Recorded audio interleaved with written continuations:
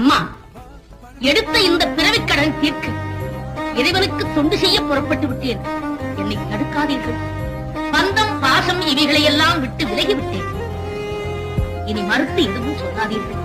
இதுவரை நான் தெரிந்தோ தெரியாமலோ ஏதேனும் தவறுகள் செய்திருந்தால் எல்லோரும் என்னை மன்னித்து உன்னை தெய்வம் என்பதா, குருநாதன் என்பதா, என்னை பார்த்து பார்த்து வளர்ப்பதனால் அன்னை என்பதா, உன்னை கடவுள் என்பதா, கருணை வடிவம் என்பதா, உன்னை கடவுள் என்பதா, கருணை வடிவம் என்பதா, ஐயா ஞான தானம் தந்த உன்னை தந்தை என்பதா, உன்னை தெய்வம் என்பதா, குருநாதன் என்பதா, என்னை பார்த்து பார்த்து வளர்ப்பதனால் அன்னை என்பதா, சேரும் செல்வம்